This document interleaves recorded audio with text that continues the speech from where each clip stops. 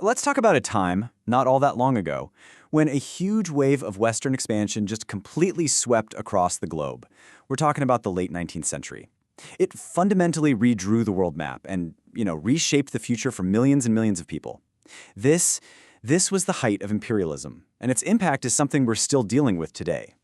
So let's dig into what was really driving it all. But that brings up a really big question, one that gets right to the heart of the whole thing. Why? I mean, why would any nation go through all the trouble, all the expense, to build a massive colonial empire? What was in it for them? Well, let's unpack those motivations. Historians have a name for this period. They call it the New Imperialism. And they call it that for a reason. It was a totally unprecedented explosion of expansion into Asia and Africa by Western powers. Nothing like it had really been seen before. Okay, so before we go any further, let's just make sure we're all on the same page. What is imperialism? Well, the simple definition is right here. It's the extension of a nation's power over other lands. But the reasons this happened, especially during this period, are way, way more complicated than that. This slide really breaks it down nicely. First off, you've got the most obvious one, pure economic gain. Industrial countries were desperate for raw materials and, just as important, new markets to sell all their stuff.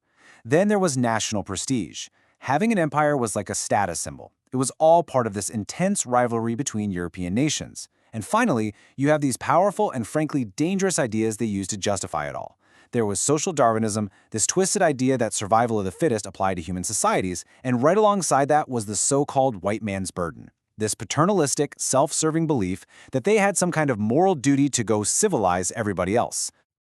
So with all those motivations swirling around, the world suddenly looked like a giant map, just waiting to be colored in. And the speed, the sheer scale of this global takeover, it was just staggering. To get a sense of just how unbelievably fast this all happened, just look at Africa.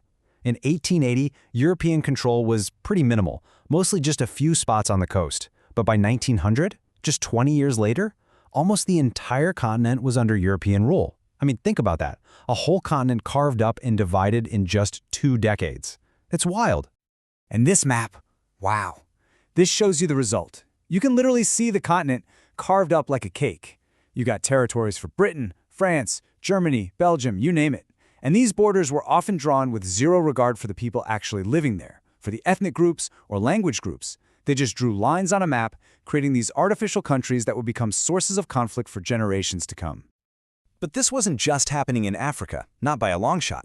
Let's shift our focus over to Southeast Asia, and you see a really similar story playing out. You've got French Indochina, British Burma, and hey, even the United States gets in on the action, taking control of the Philippines. This was a truly global phenomenon. Of course, conquering territory is one thing, right? But actually governing it, controlling these vast new lands, that is a whole other challenge. So how did they do it? How did these colonial powers manage to maintain control? Well, they basically had 2 main playbooks. The first was indirect rule. This was often the cheaper, more convenient option. You just keep the local rulers and elites in place and sort of guide their decisions from behind the curtain. The second method was direct rule, and this was much more disruptive. This meant getting rid of the local leaders completely and replacing them with your own European officials. But look, regardless of the method they used, the underlying goal was almost always the same: economic exploitation. Colonial powers would actively work to stop local industries from developing, because hey, they didn't want any competition. Instead, they would completely restructure the economy to be all about plantation agriculture, anything to extract raw materials as fast and as cheaply as possible. Now, it is absolutely crucial to understand that colonial rule wasn't just passively accepted by people. Not at all. It was met with resistance, and its consequences were just incredibly complex and are still being felt today. British India is a really powerful case study of this complexity. I mean, look at this table. The legacy is just so mixed. On the one hand, you could argue that colonial rule brought some stability, a single unified government, and modern things like railroads. But then you look at the cons list, and it's absolutely devastating. The destruction of local industries, massive rural poverty, and terrible food shortages because farmers were forced to grow cash crops like cotton instead of food for their own people. And that kind of exploitation, well, it naturally led to resistance. And this resistance came from all parts of society. You had peasant revolts kicking back against the harsh economic policies. You had resistance from the traditional rulers who'd been pushed aside. And over time, you started to see uprisings led by a new, educated middle class, people who often used Western ideas of freedom and nationalism right back against their colonizers. And this is a really key takeaway here. All of these early struggles, big and small, they were the seeds.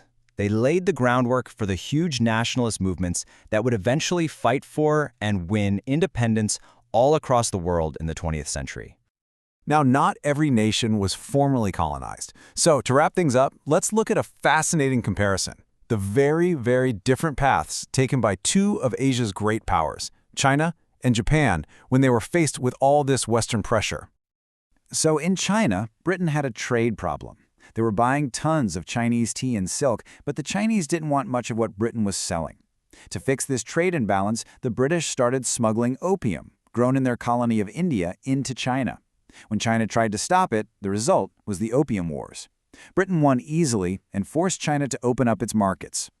And this really kicked off what's known in China as the Century of Humiliation. It was just decades of foreign powers meddling, internal rebellions like the Boxer Rebellion, and all of this left the country weak, deep in debt, and eventually just collapsing into civil war.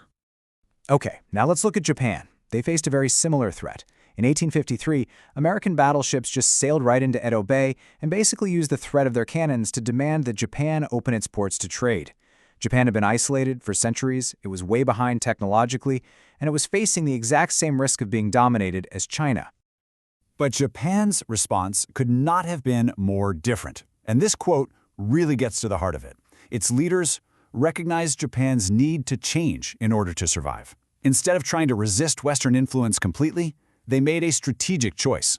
They decided to embrace it, to learn from it, because they saw it as the only way to actually maintain their independence. And what followed was the Meiji Restoration, this period of just breathtakingly fast change. They completely dismantled the old feudal system, they created a new government based on Western models, they industrialized their economy at lightning speed, they built a powerful modern military, and adopted a universal education system. Basically, they decided to learn from the West so they could be strong enough to stand up to the West on their own terms. So after that whole scramble for Africa, by the year 1900, how many nations on the entire continent remained fully independent? The answer is 2. Just Ethiopia and Liberia.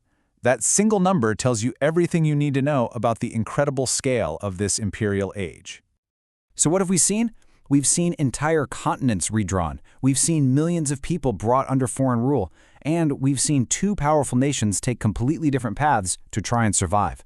This age of imperialism didn't just change the world back then. It really did set the stage for the one we're all living in right now.